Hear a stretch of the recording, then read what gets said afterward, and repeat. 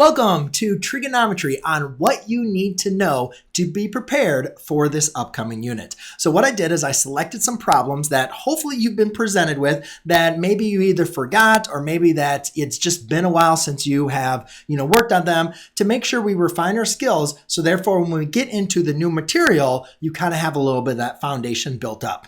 So what we're going to do is we're going to kind of review Pythagorean Theorem. We're going to go back over these, actually just the three trigonometric functions, how they are related on a triangle. We're going to go back through special right triangles to help us evaluate missing sides.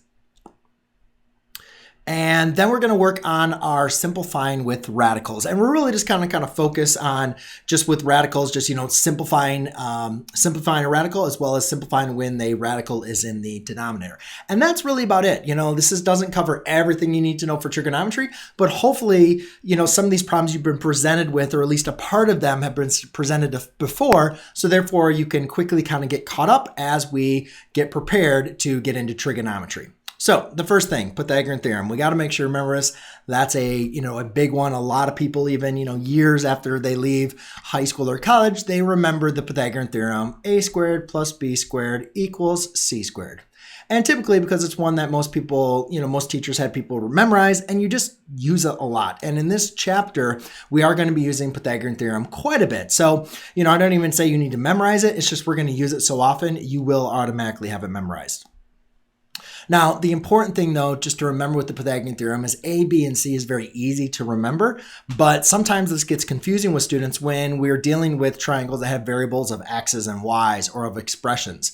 So what I prefer to, also remember this is really it's leg squared or plus leg squared equals hypotenuse squared.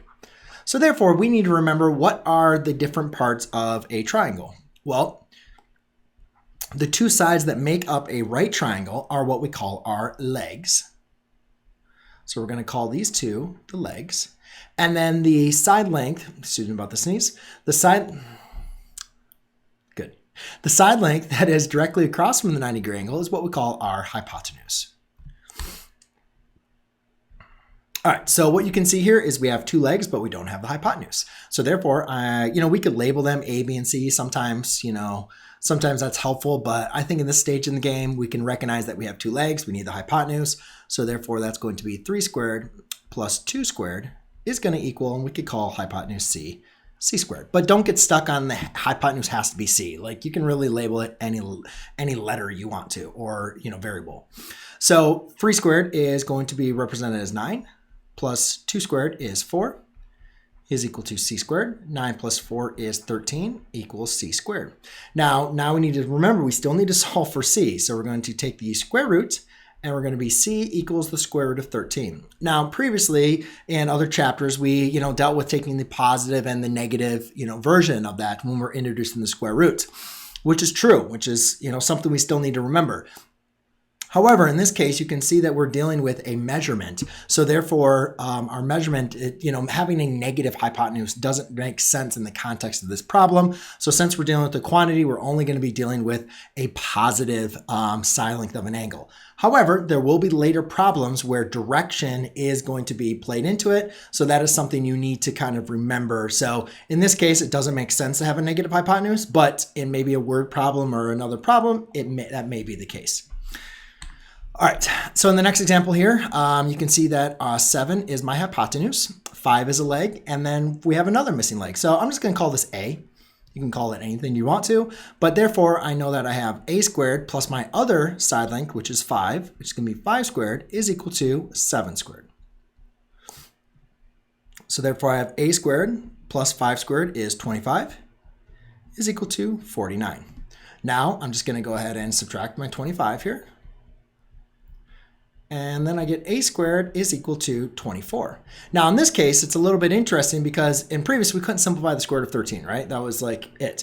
Well, 24, when we go ahead and take the square root here on both sides, we can simplify the square root of 24.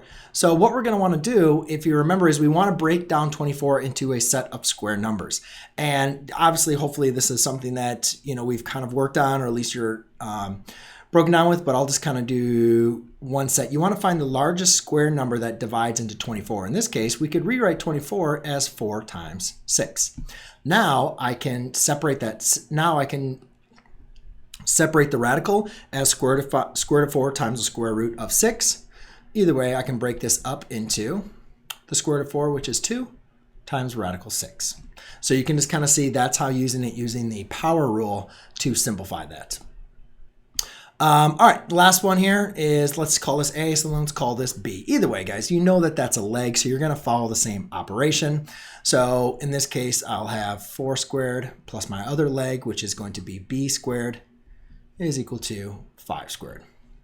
And 4 squared is 16, plus B squared is equal to 25. Hopefully you recognize this as a Pythagorean triple, maybe. But either way, what's nice about this Pythagorean triple is that all the side lengths are even integers. And there's multiple different Pythagorean triples that we'll kind of get into throughout this chapter, but the 3, 4, 5 triangle is one of the more famous and most commonly used. All right, so that's kind of the basic Pythagorean theorem. That's some old stuff. Now let's kind of get into our trigonometric ratios. And if you remember, a lot of times sine, cosine, and tangent, a lot of people, don't really understand what they are. They are a function. So they have an input and they have an output. So we need to understand what exactly, what do they mean? What do they represent? Well, to kind of give you, again, just a quick little version, non-mathematical, they're just a comparison. They're just saying, with relationship to this angle, because it's always the sine of, the cosine of, the tangent of. So they're always taking the of is of an angle. All right, so this is saying the sine of x. So here's our angle x. So what the sine represents is the comparison of the opposite side compared to the hypotenuse. So basically we're saying, how big is the opposite side compared to the hypotenuse? The interesting thing to remember about right triangles is the hypotenuse is always the largest side, right? So therefore, the opposite side is never going to be as big as the hypotenuse. It's never going to be the same measure as the hypotenuse. So we know that we kind of have a range here of the sine it can, like, the largest the opposite side can be is really, really close to the length of the hypotenuse, and the smallest it can be is 0. So between 0 and the length of the hypotenuse, there's a whole bunch of ranges. And if it was the same length, that would be 1. So therefore, we're looking at a ratio between 0 and 1. And a lot of times these are represented as decimals as well as in fractions. So, another easy way to remember this is the SOHCAHTOA, which basically means sine is opposite over hypotenuse, cosine is adjacent over hypotenuse, and tangent is opposite over adjacent. But again, what does the opposite over hypotenuse mean? Again, it's just a comparison. The sine of x is equal to 3 over 5. Yes, 3 over 5, but really what that is doing is, how big is 3 compared to 5? And if you wanted to convert this into decimal form, that's 0.6, right? So it's a little bit more than half as big, right? So 3 is a little bit more as half as big as the hypotenuse. That's kind of a way to internalize what exactly these trigonometric functions represent. So the cosine of x is then going to be the adjacent side compared to the hypotenuse, which in this case is 4 over 5. Now, my triangle is not drawn to scale, so please don't mark me on that. So, but again, this is kind of important here. You can see that the adjacent side is closer to the size of the hypotenuse. So you can see when we're comparing, as far as the adjacent and the opposite side compared to the hypotenuse, the adjacent side is bigger than the opposite side, right? It's a closer ratio of 1-to-1 ratio with the hypotenuse. So that's just how we kind of use these as a comparison of the side lengths for triangles. And then the tangent here of x is going to be the opposite side over the adjacent. Now, one thing I did not talk about is, if you remember, which side is the opposite, which side is the adjacent. That's really important. So we already know 5 is the hypotenuse, right? The adjacent side is the side that is going to be between your angle and the right angle. And the opposite side is going to be the side length that is opposite of your angle.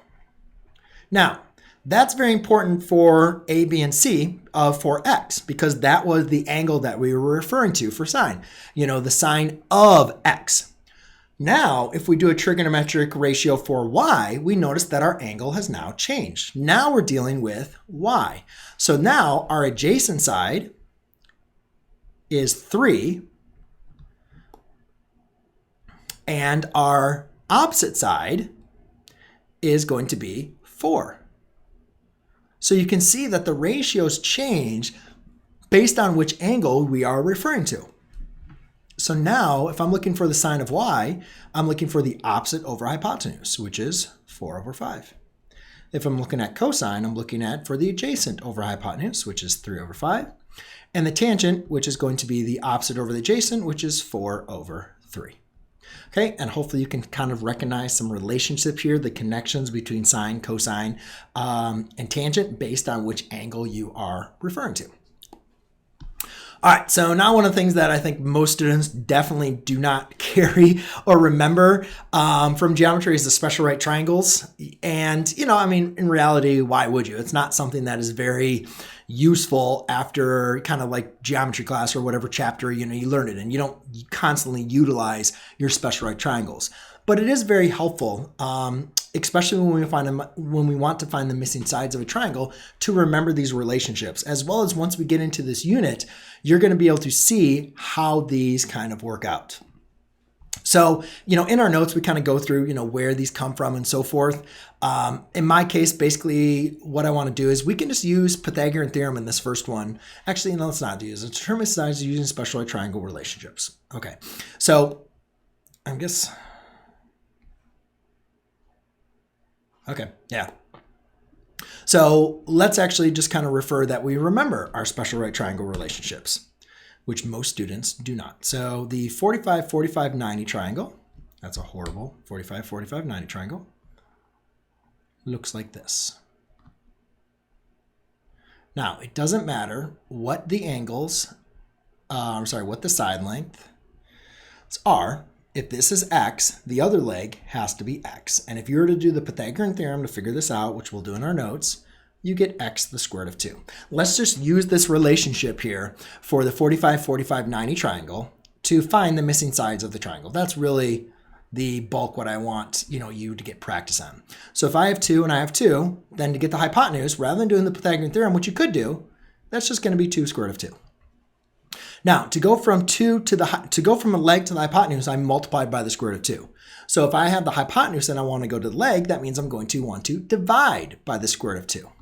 Now, just remember rationalizing the denominator, right? And that's something we're going to obviously do, but let's just get a little practice here. If I want to rationalize the denominator, what I need to do is get the radical off the denominator. To do that, I'm just going to multiply by the square root of 2 on the top and the bottom.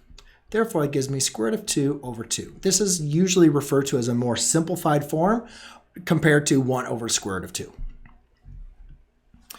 All right, now let's go and look at the 30, 60, 90 triangle. So the 30, 60, 90 triangle is a little bit different. On the 30, 60, 90 triangle, let's say we have a short leg, and let's call that x. So that would be 60 degrees, and this would be 30 degrees. So it's important that, I didn't talk about this, that a 45, 45, 90 triangle is an isosceles triangle. That means you have opposite angles that are the same. You also have opposite sides that are the same. Well, that's not the same as a 30, 60, 90 triangle. It's not isosceles, it's not equilateral, it's a scaling triangle. So therefore, if you have x, the hypotenuse is 2x, and the length here is going to be x square root of 3. So here, you basically, when you're looking at the triangle, you want to identify, unless you have the hypotenuse, you want to identify, do you have the leg, the long leg, or the short leg? In this case, we have the short leg, so I have x. So therefore, the hypotenuse is just going to be double that, which is 6. And then go from the long leg, I'm just going to multiply by the square root of 3. And this is this relationship, this special relationship that we investigate in geometry. And again, we will investigate again in this chapter. So now on to the next one here, where I have a side length 8, the long side. So to go to my short side, now remember, to go from short to long, we multiply by the square root of 3. So to go from long to short, we're now going to need to divide by the square root of 3. And again, if I want to find the missing sides, let's just put this in simplified form. So let's rationalize the denominator here. So that'd be 8 square root of 3 over 3. I can't simplify this any further, right? But if I want to go from short leg to the hypotenuse, I'm just going to multiply by 2 here, which would give me a 16 square root of 3 over 3. So again, let's show my work here. Let's just show it, just so for people following along or checking my work, they can see where I got that. So I have 8 square root of 3 over 3. Okay, now on the last one, remember to go from short leg to long leg, I can multiply by 2. So if I have the hypotenuse, to go from short leg to hypotenuse, I multiply by 2. So if I have the hypotenuse and I want to go to the short leg, I'm going to divide by 2. So that would be 1/2. And then to go from the short leg to the long leg, I'm going to multiply by the square root of 3. Square root of 3 times 1 is square root of 3. So therefore, you're left with square root of 3 over 2. All right, now let's go ahead and get into just some practicing simplifying radicals. Obviously, we've already been exposed to having to simplify them in the front, in the back. So it is just something, though, that, in a lot of problems, having a radical simplified, or a simplified form is preferred. Getting the radical off the denominator is in many problems going to help us, have the problem, be able to simplify the problem further down the road. So obviously, just to kind of review, the square root of 9, what number multiplied by itself gives us 9? That answer is 3. When we have a number that is not a square number, we want to see if we can break it down into a product of a square number times another number. In this case, 8, 4 times 2. Therefore, using the rules of radicals, I can break this up into the square root of 4 times the square root of 2. Now I can take the square root of 4 separately, which is 2 times the square root of 2. Hopefully this is, again, something that you're not going to need to do every single time or do it this slowly. But, again, you can kind of see where we're coming from this. Another way is to kind of look at this is like the factor tree. If you really are having trouble with this, just remember you can break something down in like 4 times 5, 2 times 2. Because remember what I said, like a number multiplied by itself, square root of 3 times 3. Like what number multiplied by itself is going to equal 9. So in this case, you could rewrite this as 3 square root of 2 times 5. And what we did in this case, what we learned using this prime factorization is you break it all the way down to its prime numbers. And then since we're taking the square root, we're looking for pairs of numbers that multiply by itself. Now, again, we're going to take this out and notice we have the 3 in front of here. Now, notice that 3 is being multiplied by the square root. So where does this 2 go? Well, this is just going to go on the outside, but multiplication is still going to be the operation. It doesn't change like addition or subtraction or anything like that. Like look at here. When I took that 4 out, it became a 2, but it was 2 times the square root of 2. So now we have 3 times 2 times the square root of 5. And I can just multiply these numbers just like how they are, 6 times the square root of 5. All right, so now we're going to work on the rationalize the denominator. It doesn't really actually simplify the problem, but a lot of times it is helpful in the problems that we're going to be doing to not have a radical in the denominator, or at least it's considered by mathematicians and math people to be a more simplified solution. So in multiple choice problems and so forth, you might see you have the right answer, but the answer is not in the same form. So if you have 6, we just want to make sure to go that from the short leg to long leg, familiar multiply by and the square root of 3. know when That means to you go from the long leg to the utilize short this, leg, and you're when going to divide by the square root of 3. So again, To rationalize go from the short leg to the multiply long by the leg, you're square going root of 2 over the square root of 2. multiply by 2. And that's So going that'd to be be square root of 2 12 over the square root this of 2 3. times And square then root if I 2 wanted times to square root 2 simplify is this, square I root would of just 4, multiply which by is the just square root of 3 2. on top and bottom. Now, one big mistake a lot of people Get do is 6 they want to over multiply, 3 not really a mistake because there's gives nothing me wrong with a it, square root of 3 but they just want to over multiply everything in the denominator. On Here, the top and I bottom. could Well, you don't need to do rationalize that. the You can denominator. just multiply what's under the radical, because the whole that'd goal give me a 12 of square root of rationalizing the 3 denominator over is get 3, rid of the radical in the which would denominator. give me a So we can't multiply a 4 number outside of a radical square root inside of of a 3. radical, so the numerator remains the same. So And then that would here give we me have a 3 times 4 square root of 3. Remember that becomes 2. Let's do that. So that 3 would give times 2 you is 6. Yeah, and then 4 notice square how root we of 3. can simplify our solution here. So this becomes a negative square root of 2 over 3. So 2 over 6 reduces to 1/3. Now, in this next example, we're probably going to want to, we should look into simplifying our square root of 12 first. So if I square root of 12, I recognize that to be the square root of 4 times 3. So square root of 4 is then 2 times square root of 3. Notice here, this simplifies now to 3 over the square root of 3. So now the next one triangle here is if I now have the long leg. So if I want to get to the short leg, I'm just going to divide by 2. And then to go from short leg to long leg, I'm going to multiply by the square root of 3. So that one is radical 3 over 3. The 3's divide out, and you can see we're just left with square root of 3. Right. So you can see how this one brings in multiple steps. That's why simplifying, I would say, would be very, very helpful to do kind of first. Now, what about when we have radicals in the numerator and the denominator? Well, you can simplify. You can write them under one radical, but not always is that going to be the best case. Like in this first one, there's nothing we can. So now the square root of 7/3 is not going to help us out at all. I'm just going to rationalize the denominator here. Now again, remember, since they're both under the same radical, which is index of 2, we can multiply them together. So that's going to give us the square root of 21 over 3. So you can't multiply a number outside of a radical, inside of a radical, but as long as they both are square roots or cube roots or, fourth roots, then you can multiply the radicands, the values under the radical. In this next one though, rather than rationalize the denominator, I just want to make sure you understand that the square root of 6 divided by the square root of 3 is the same thing as the square root of 6 divided by 3. Well, 6 divided by 3 is 2. So we can just answer that question rather easily. So just remember that you can, work with those rules of radicals to simplify the solution. And in the same case here, I'm going to break this up into 3 over 12. I know I can reduce 3 over 12 into 1/4. Now here it might not be as obvious, so therefore I'm going to break this back apart in the square root of 1 over the square root of 4. That allows me to see this as 1 over 2. So it might not have been as obvious, from there, but you can see that's really just 1/2. So as a quick little recap to prepare you for trigonometry, we covered simplifying radicals by rationalizing the denominator, as well as, just simplifying a number under a radical using prime factorization or the product rule of exponents. Then also we looked at using our special right triangles to find missing sides of an angle. We went back over our sine, cosine, and tangent, our trigonometric ratios of a right triangle.